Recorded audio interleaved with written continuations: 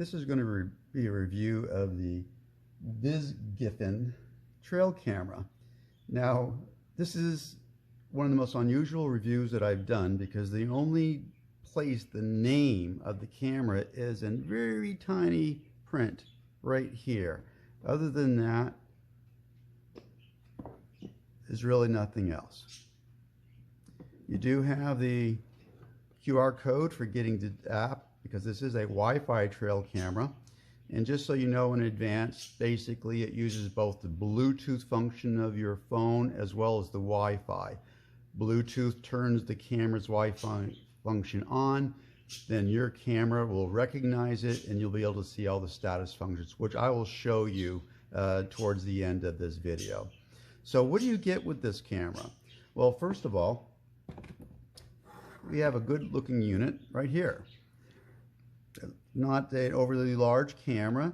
These are 940 nanometer LEDs, which means that they show nothing when you look at them. Bad guys can't see them either. Animals usually don't care much about that, but bad guys can detect maybe they've got a camera.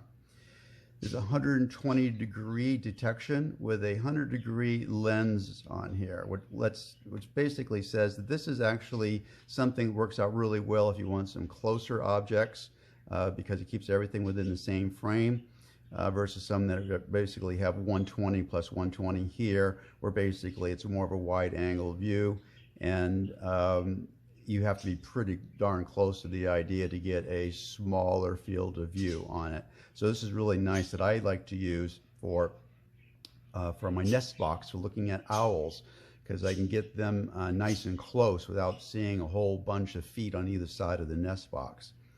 Now, this goes by the brand name of Vizgifin PR5000-ER, and I only found that out because I went back to the YouTube page, not YouTube, the Amazon page that I bought it from.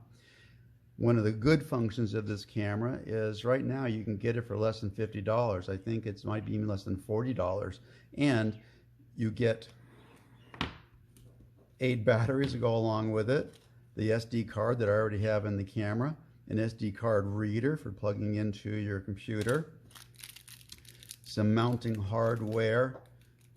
This is I've never seen this one before, but it's kind of a telltale thing in that this can be used as a security camera, and I'll tell you why in a second. But it's very adjustable and good quality.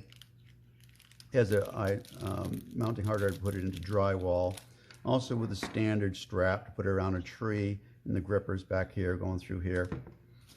But something that you normally will get with that, this has the USB-C cable with it, and then something that I didn't even know I was going to get. Comes with a power cable. Goes into the standard USB charge port to something that goes in the camera. Now this is only 5 volts. This camera will work completely on 5 volts, not the 6 volt standard that most of the other cameras require. So yes, you could have this in full-time power without any batteries whatsoever, usually at a security camera. Always visible from your phone. You can go at least 100 feet away from this and turn the camera on and visit and monitor the functions. You can take photos, take videos, put it into your gallery, all of the function from your phone, and I'll show you that in a little bit also. So let's see what else we have here on this camera. We have really nice clicky buttons. So many of the cheaper cameras have membranes on here which eventually fade and such, but basically this actually has nice click buttons. There's beeps when you hit them when the unit is turned on. I'm not going to bother turning it on here. I will tell you about what's on there. Usually can't see very good using a camera to look at one of these lenses on here. Here's where the small little card goes. There's your USB. Here's the function on here for on, off, and test. And here's an area for your batteries. It'll take 8. You can use 4. I'm using these lithium cells that are 1.5 volts each. and recharge them about once a month. And that it'll last longer than that, but I use these things locally. I check them every day, and I like to make sure they have a reserve, because lithium batteries have little functions where they drop below 1.5 volts, it just shuts off. Whereas a lot of cameras, what will happen is when the battery voltage gets low, your videos get shorter, your LEDs get dimmer, and things like that. This gives you really no warning. And I leave these three up here so that I'll just put an extra fourth cell in there, and then to maintain the power as I pull these out to charge them. That way I don't have to set the time again and all that kind of thing.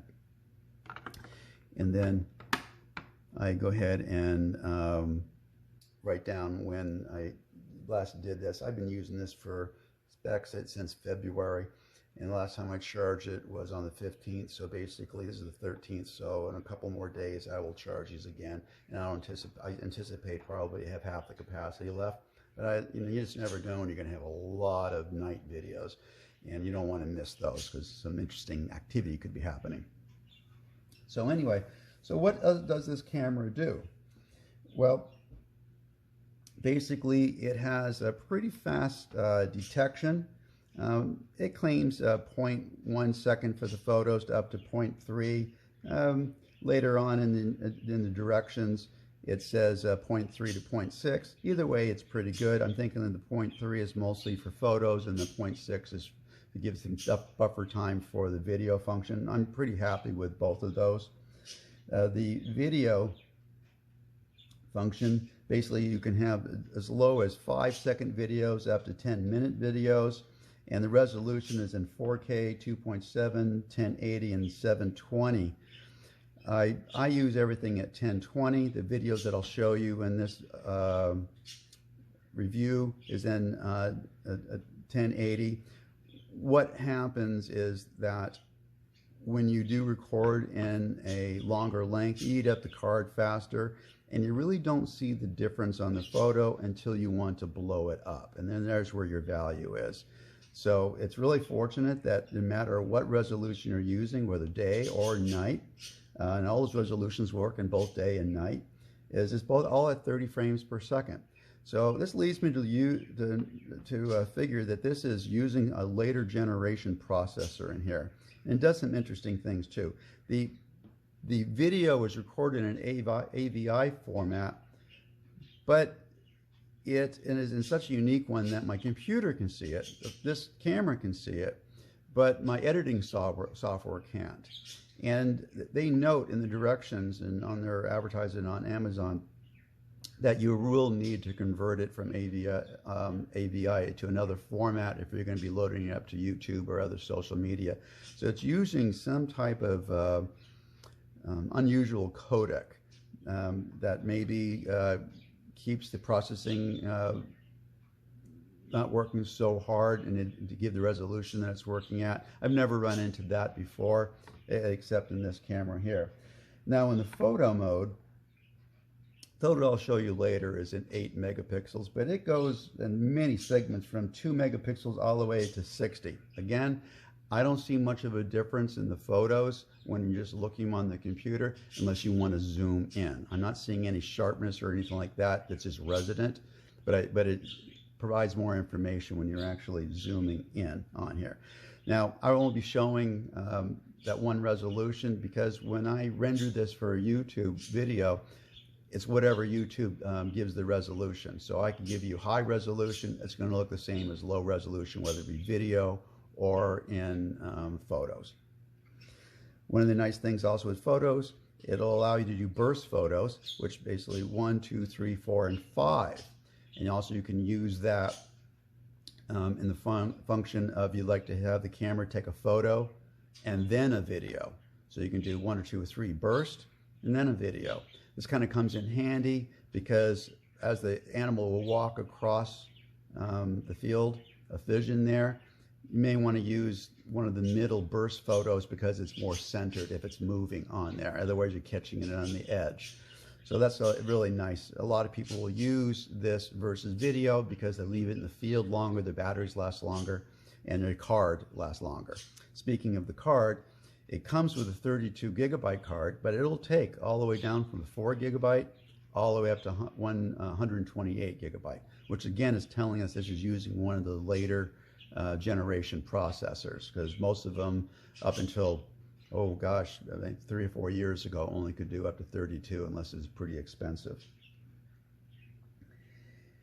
Now this also will put a date stamp on there, and I will show you a photo, but basically it'll allow the moon phase, time and date, temperature, and the status of the battery that's on it. You'll be seeing that soon. The instructions are fairly limited, and you can see that basically it has the languages English, German, French, Italiano, Espanol, Chinese, Netherlands, Polish, Russian, and let's see what, and Korea, I believe that was in there too. So, but that's not mentioned in your directions here, but when I went through the menu in there. So this is where you have as a picture kind of showing all the functions on here. A little breakdown of some of the specs, QR code in order to get the app for doing the Wi-Fi, and some more specs here. Then it goes into the other languages. Basically, there is so much that you have to discover on yourself unless you're listening to this review. So let's go over some of those functions there. Well, first we talked about this can take photos. Obviously, in the functions that we mentioned already with burst and the different resolutions. Also, you can do in video, and between the two, you actually have a function that you use for time lapse. Now, the time lapse can be in just segments of taking a picture once a second, or actually the slowest they can take it is once every 3 seconds. Or once every 10 seconds, and then basically you have all these discrete photos that just keeps on taking it, and then basically you can play it back in a program either in the camera or on your computer that links them all together, that turns them into a video. Or this can take a bunch of discrete videos of, say, minimum of 3 seconds long. So rather than just a photo, you get a short video, be able to capture any kind of motion and such, and that can go on for many hours. Again, this would be really good for a lot of security functions too. This also has a motion filter on it. I didn't use it, but going through the literature, it's basically allows you to avoid a lot of false triggers on here. So let's say like a moth flying in front of your camera or something like that. It won't detect that as much as if an animal walks in front of it. I didn't use that because I really don't get that many false triggers from where I actually have it. But that's a function that I've yet to see on any of the cameras in this price range anyway, and something worth looking into if you are getting a lot of false triggers. The LED on here basically is not auto, but you set it for near, middle, or far for the type of things. If you're expecting something, especially for security, as things are going to be within 5 feet, you probably want to put it on near so you're not washing it out. But as far as outside looking for animals and such like that, probably the far is going to work out best for you, unless you know the distance that things are going to be occurring, and you can adjust it accordingly for that.